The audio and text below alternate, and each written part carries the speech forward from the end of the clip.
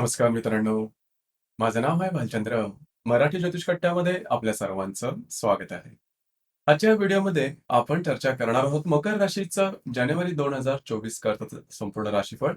कसे असतील ग्रहयोग, कसे असतील ग्रहांची राश्यांतर आणि ती तुमच्या राशीवर कशा प्रकारे प्रभाव करणार आहेत.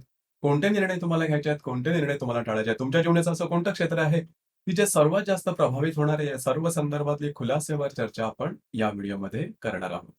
आपलं हे जे चॅनल आहे मराठी ज्योतिष कट्टा या चॅनलद्वारे मेष राशीपासून ते मीन राशीपर्यंत सर्व ज्या 12 राशी आहेत, या सर्व 12 राशींचं जानेवारी 2024 करताचा राशीफळ काय असेल या संदर्भातले व्हिडिओ अपलोड झालेले आहेत. आपण त्याचा आनंद जरूर घ्या. तर आजच्या या व्हिडिओमध्ये आपण चर्चा करणार आहोत मकर राशीबद्दल. सगळ्यात पहिल्यांदा आपण चर्चा करणार आहोत तुमचं मानसिक आणि शारीरिक स्वास्थ्य नेमकं कशा प्रकारचं असेल.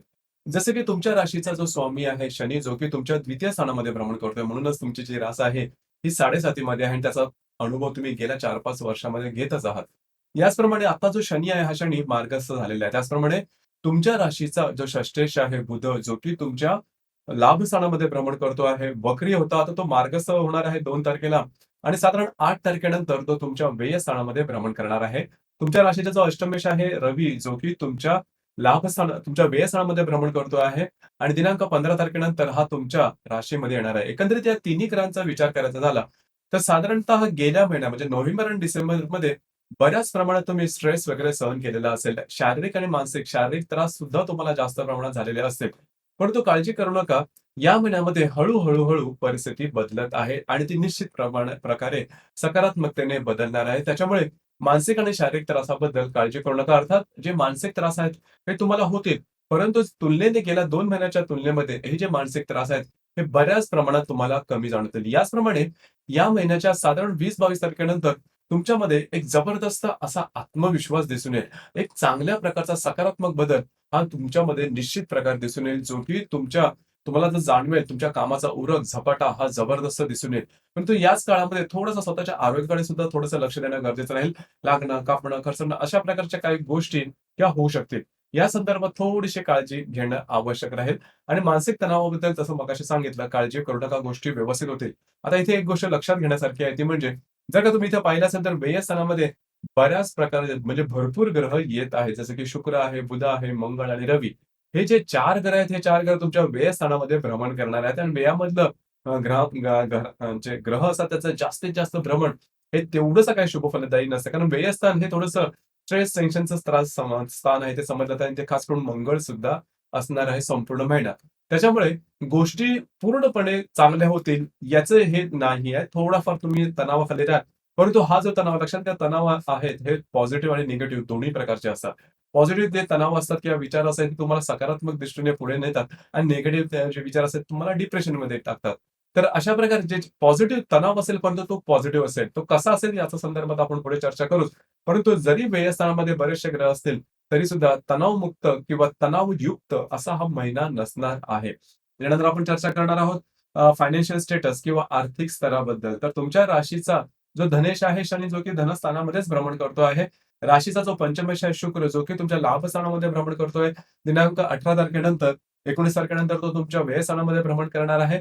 त्याचप्रमाणे तुमच्या राशीचा जो अष्टमेश आहे रवी, जो की तुमच्या व्यय स्थानामध्ये भ्रमण करतोय. दिनांक 15 तारखेनंतर तो तुमच्या व्ययात भ्रमण करणार आहे. मंगळ संपूर्ण महिन्याभर तुमच्या व्यय स्थानामध्ये भ्रमण करतो. म्हणजे 2, 5, 8, 11 या धनस्थानांचे जे अधिपती आहेत त्याचे आता आपण थोड्याफार प्रमाणात पाहिलं.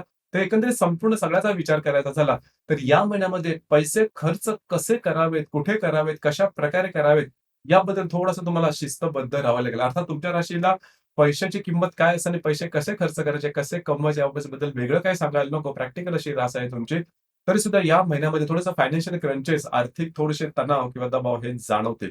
तर या संदर्भात थोडीशी काळजी घ्या. वायफळ खर्च करू नका.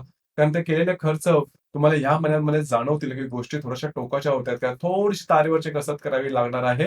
परंतु इथे सुद्धा मी तुम्हाला तेच सांगेन, की गोष्टी टोकाच्या होणार नाहीत. यानंतर आपण चर्चा करणार आहोत गृहसौख्याबद्दल. गृहसौख्याबद्दल सुद्धा फारशी काळजी करू नका. गृहसौख्याच्या संदर्भात खूप काही तणाव येणार नाहीत. त्याच्यामुळे तसं म्हणजे जे तुमचं गृहसौख्य नॉर्मली जसं चालू आहे, त्याचप्रमाणे त्याचा अनुभव येईल आणि गुरु सगळ्यात महत्त्वाची गोष्ट म्हणजे जो की तुमच्या चतुर्थ स्थानामध्ये वक्री होता, आता तो मार्गस्थ झालेला आहे. म्हणजे याच्या पूर्वी साधारण 3-4 महिन्यामध्ये जे काही घरगुती जे काही तणाव तुम्हाला जाणवत होते, ते तणाव त्याच्यातून आता हळू तुम्ही बाहेर पडत आहात, मुक्त होत आहात आणि जो स्ट्रेस, टेन्शन घरच्या फ्रंटवरती जो जाणवत होता, तो बऱ्याच प्रमाणात कमी होईल. त्यानंतर आपण चर्चा करणार आहोत अ, अ, ज्याला आपण रिलेशनशिपच्या बाबतीत. म्हणजे तुमचं रिलेशनशिप नेमकं किंवा लव्ह लाईफ आपण ज्याला म्हणतो ते कशा प्रकारचं असेल.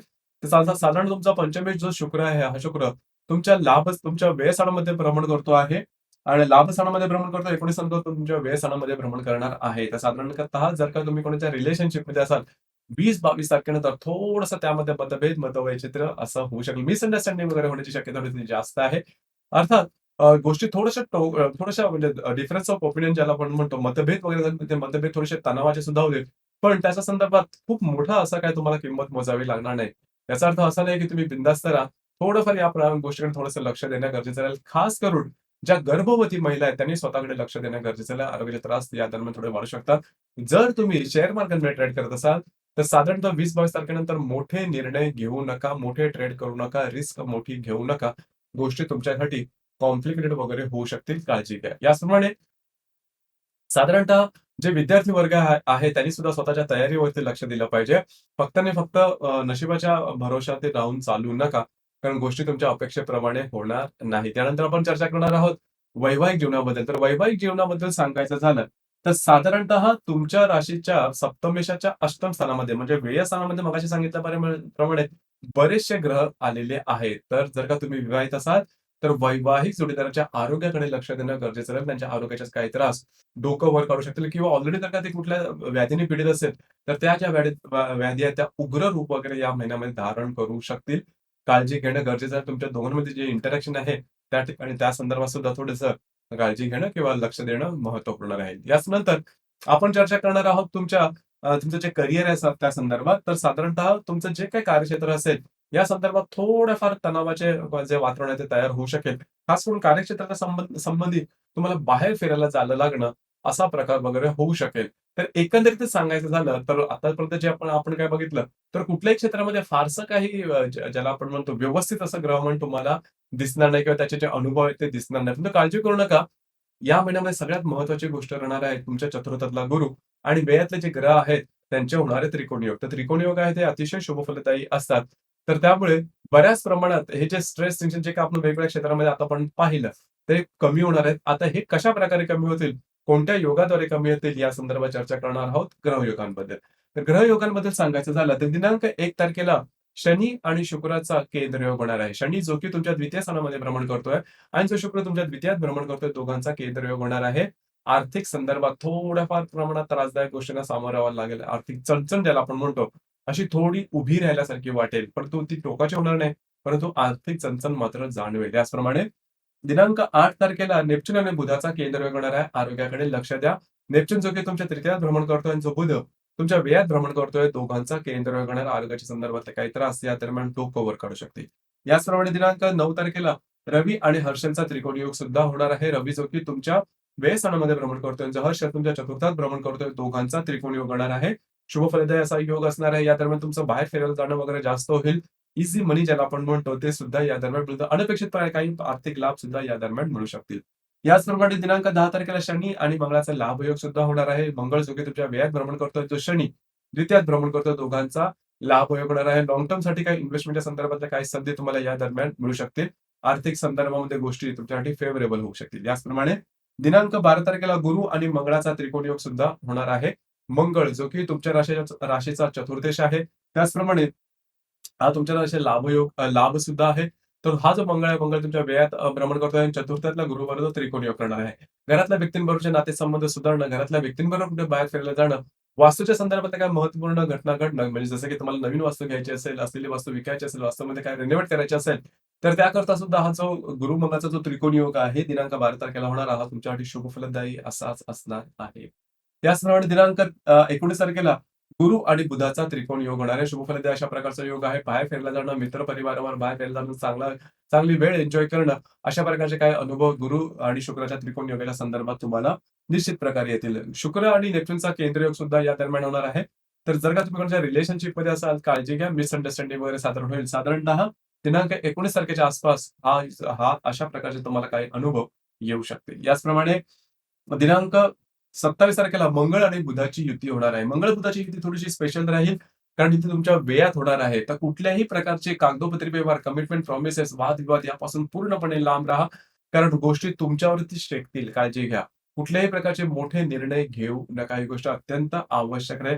थोड्याफार प्रमाणात हे तणावामध्ये भर घालतील. काळजी घेणं आवश्यक राहील. याचप्रमाणे दिनांक 28 जी तारीख आहे ती थोडीशी स्पेशल तर 28 तारखेला बरेचसे महत्त्वपूर्ण शुभयोग होत आहेत. जसं की हर्षल आणि बुधाचा त्रिकोणी योग होणार आहे तुमच्या चतुर्थ आणि व्यय स्थानामधून. त्याचप्रमाणे गुरु शुक्राचा सुद्धा त्रिकोणी योग होणार आहे आणि याचप्रमाणे शनी आणि शुक्राचा लाभ योग सुद्धा होणार आहे. या दरम्यान तुमचं फिरणं वगैरे जास्त होईल. मंदिरांना किंवा धार्मिक स्थळांना भेटी देणं आणि घरातल्या व्यक्तींबरोबर पिकनिकसाठी वगैरे बाहेर जाणं, चांगला वेळ व्यतीत करणं, अशा प्रकारचे चांगले काय अनुभव येतील. त्याचप्रमाणे काही चांगले आर्थिक लाभ सुद्धा या दरम्यान होतील. तर 28 तारीख आहे ती थोडीशी स्पेशल आहे. या दरम्यान तुम्हाला काही महत्त्वपूर्ण अनुभव जे की सकारात्मक असतील याचा अनुभव तुम्हाला निश्चित येईल. याचप्रमाणे मंगळ आणि हर्षलचा सुद्धा त्रिकोणी योग होणार आहे. मंगळ जो की तुमच्या व्यय स्थानामध्ये भ्रमण करतोय, जो हर्षल तुमच्या चतुर्थात भ्रमण करतोय. दोघांचा त्रिकोणी योग होणार आहे. शुभफलदायी अशा प्रकारचा योग असणार आहे. खास करून मित्र परिवाराकडे बाहेर फिरायला जाणं किंवा आर्थिक संदर्भात काही अचानकपणे अशा काही आर्थिक तरतुदींसाठी किंवा एक्स्ट्रा इन्कमसाठी काही मार्ग येणं, अशा प्रकारचे अनुभव या दरम्यान निश्चित येतील. जर ते तुम्हाला व्यवस्थित वाटत असेल, जरूर त्यावरती काम करू शकता. याचप्रमाणे या महिन्याची जी अमावास्या आहे, ती तुमच्याच राशीमध्ये आहे दिनांक 11 तारखेला. तर अमावास्येच्या दिवशी आरोग्याकडे लक्ष द्या. कुठल्याही प्रकारचे मोठे निर्णय, महत्त्वपूर्ण काम अजिबात करू नका. तुमचे अंदाज साफपणे सुटतील. सगळ्यात महत्त्वाचं म्हणजे आरोग्याकडे लक्ष देणं गरजेचं राहील. त्याचप्रमाणे या महिन्यातली जी अमावास्या आहे, ती या महिन्यातली जी पौर्णिमा आहे, ती थोडी स्पेशल आहे. गुरुपुरुषामृत योग आहे पौर्णिमेला. म्हणजे चंद्राला सुद्धा चांगलं बळ आहे. गुरुपुरुषामृत योग सुद्धा आहे. 25 जानेवारीला पौर्णिमा आहे. या दिवशी साधारण तुम्हाला महत्त्वपूर्ण गोष्टी वाटतात, म्हणजे सोनं, चांदी किंवा काही महत्त्वपूर्ण गोष्टींची खरेदी करायची असेल, ॲज अन इन्व्हेस्टमेंट म्हणून तुम्ही या दरम्यान करू शकता. त्या गोष्टींचा उपभोग घेणं आणि त्या गोष्टी तुमच्यासाठी शुभफलदायी होणं, अशा प्रकारचे काही चांगले अनुभव तुम्हाला या दरम्यान निश्चित येतील. तर गुरुपुरुषामृत योग 25 जानेवारीला होणारा आहे. तो तुमच्यासाठी शुभफलदायी असाच असणार आहे.